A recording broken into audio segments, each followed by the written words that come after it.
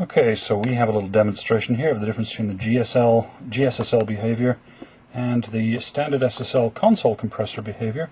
And to do this, we're going to compare the behavior of the console compressor meter with the behavior of the GSSL meter. And we're going to look at what's happening on the left and right channels by looking at the left-right meters there. So first of all, let's bring up a signal here on the left channel only. When that goes to 0 VU, we'll notice that the GSSL is compressing about 6 dB, and the console compressor has been set to compress about 6 dB also, so between the first and second compression marks on the meter, more or less. That's the left channel only. If we send the right channel only, we'll notice that that also compresses 6 dB on the GSSL, and that compresses 6 dB on the channel meter. Now, when we switch in both channels, notice the GSSL compressor has now increased. So let me zoom out and see if I can show you all the meters at once. If I give you left channel only, it compresses about 6 dB. Right channel only, about 6 dB. Both channels together, and it goes up to compress about 8, or what is that? It's about 12 dB in fact. The console compression, however, is still only compressing by 6 dB. So whether we have one channel, the other channel, or both channels, as we have now, the console compressor does not compress any more or less. The GSSL compressor as standard, with just the standard GSSL board, that does compress much heavier down the middle. And basically what it's doing is it's looking at the monosum. Okay, so now what we've done is we've added the turbo board inside the SSL, which was previously completely removed just to show that the compressor still functions perfectly well in its normal mode without it. And the turbo is controlled by the middle of these three switches here. When it's in turbo mode. When it's out, it's in normal GSSL mode. So here it is in normal GSSL mode again. And again, we're going to look at the compression. We switch on the left channel. We see it goes to about 6 dBs worth of compression. When we turn on the right channel, again, still about 6 dBs worth of compression. But when we turn on both channels, we'll see the compression gets heavier. So now we're going to engage the turbo mode. And now look at what happens.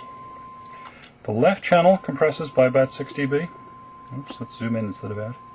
The right channel also compresses by about 6 dB, and when we put both channels on, it no longer gets any hotter, which is exactly how the console compressor behaves. Now here's another important difference. We're going to go back to GSSL mode for 1 minute. Okay, so now what I've done is I've brought the signal down a single pan pot instead of being switched between the two channels. And here we see the compressor is now switched back to GSSL mode, and we'll see as we pan the signal to the left, you can see that the GSSL compresses less. In the middle it compresses more, and when we pan it to the right it compresses slightly less. This is completely at odds with what the console compressor does. This is the left, this is the middle, this is the right. So in the middle the console compressor compresses less, the GSSL mode compresses more. Panning, let me see if I can zoom out and try and get both meters at the same time. They're really a bit too far away from each other to pick up the detail, but as we pan to the left, the SSL console compressor compresses more, then less in the middle, then more on the right. So the SSL console compressor on a pan sweep compresses more at the sides, less in the middle.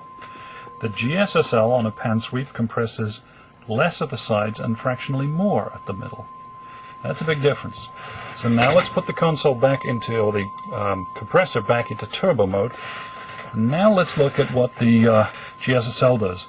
And it's now doing exactly what the console compressor does. More at the sides. What am I talking about? Let's pan to one side.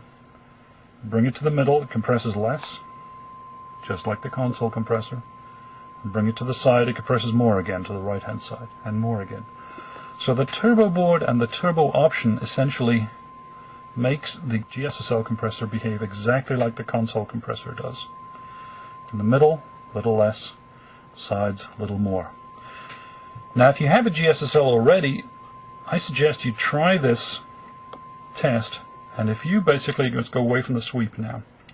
If you see that when you switch it to the middle, the compression gets heavier when you have both channels on, then you have something that's operating in straight GSSL mode. That is basically going to seize upon anything that's down the middle of the mix So your bass drum, your vocal, any kind of solo instrument, the bass guitar, and that is really going to start nailing that with lots and lots of compression.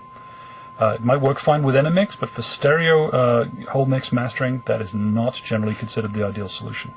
Let's have another quick look at the turbo board before we go, and as you can see, this is completely removable. I removed that, unplugged that in about 60 seconds before, just 3 connectors, and then 4 screw holes to mount it down.